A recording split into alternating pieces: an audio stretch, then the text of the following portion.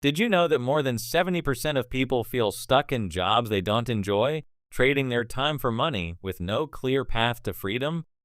Today, I'm diving into one of the most powerful books I've ever read, The Almanack of Naval Ravikant. This book isn't just about making money, it's about building a life of financial freedom, happiness, and purpose.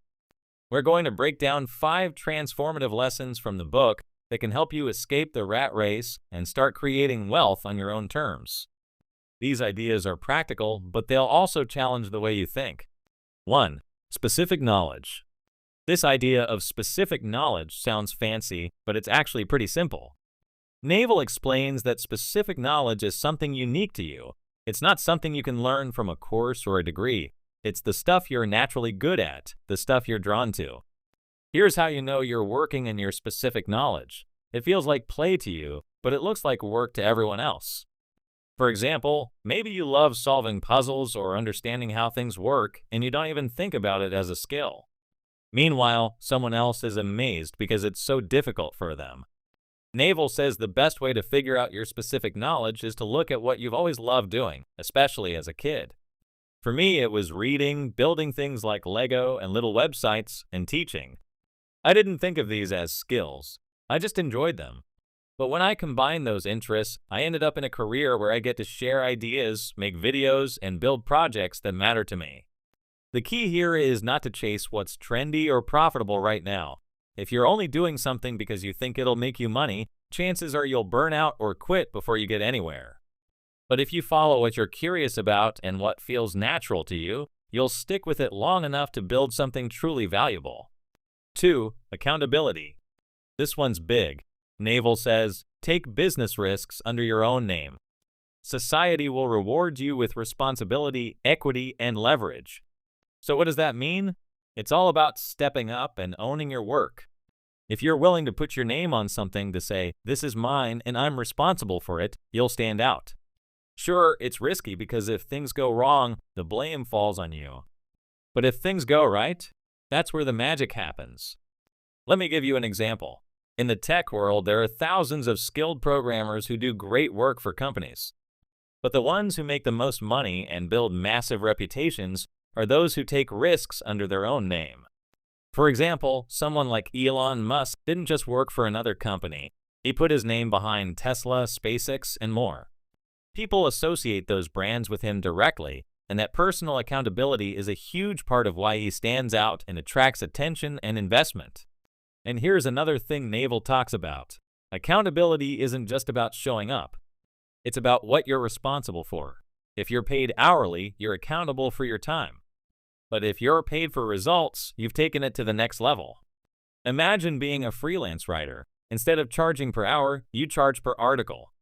That's being accountable for your output. Now imagine saying, only pay me if my article increases your sales. That's being accountable for outcomes, and it's where the biggest rewards are. 3. Equity. Naval says, if you don't own a piece of a business, you don't have a path to financial freedom. Here's why equity matters. When you're trading your time for money, your income has a cap. No matter how much you work, there are only so many hours in a day. But when you own equity, whether it's in a business, a product, or intellectual property, you can earn money while you sleep. That's the key to building real wealth. Think about it. If you're a software engineer working for a big tech company, you're probably making a great salary. But if you decide to launch your own app or start your own tech company, you're no longer just an employee. You now own a piece of the business. And that ownership gives you the chance to earn exponentially more as the company grows. It's the same reason early employees at startups often accept lower salaries in exchange for equity. If the startup succeeds, that equity can be worth far more than years of steady paychecks at a larger company. This doesn't mean you have to start a giant company. Even small businesses can create equity. The point is to own something, whether it's a business, a product, or even shares in a company. When you own equity, you're no longer tied to the hours you work, and that's a real breakthrough. 4. Leverage.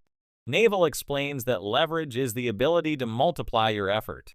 And here's the cool part. There are new forms of leverage today that are more powerful than ever.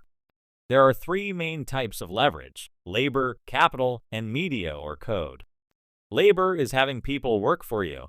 It's the oldest form of leverage, but it's messy. You need to manage people, and it can be exhausting. Capital is using money to make money. Think investing or starting a business. It's powerful, but it requires resources to get started.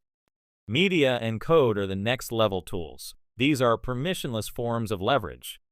You don't need anyone's approval to create a podcast, write a book, start a YouTube channel, or build software. Media and code are amazing because you create something once and it can keep working for you forever. Write a book and it can sell for years. Build a piece of software and it can run while you sleep. This is how you scale your efforts and make a bigger impact without burning yourself out.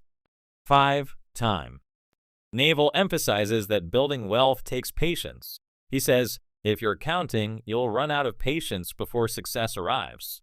Here's the thing. Even if you have all the other pieces in place, specific knowledge, accountability, equity, and leverage, it still takes time to see results. There's no shortcut, but the people who stick with it, who focus on the process and keep going, are the ones who succeed. Naval talks about finding work that feels like play. When you're doing something you truly enjoy, you're not counting the hours or waiting for success to show up. You're just doing what you love, and the results follow naturally. It's not about rushing, it's about staying consistent and letting time work in your favor. If you want to work toward financial freedom, here's the formula. Discover your specific knowledge, the unique skills and passions that only you have. Embrace accountability, put your name on your work, and take ownership of the results. Focus on equity, own a piece of something instead of just trading your time for money. Use leverage, find ways to scale your efforts with media, code, or capital. Be patient, success takes time, so focus on the process and let the results come naturally. Naval's book isn't a step-by-step guide. It's more of a mindset shift, and honestly, it's had a massive impact on how I approach my work and my life. If you haven't read it yet, I highly recommend checking it out. I've linked it below. What's one idea from this video that you're excited to try or think more about? Share your thoughts in the comments. I'd love to hear what stood out to you. In my next video, I show you how to achieve more in 1 week than most people do in 12 months. I'll see you there.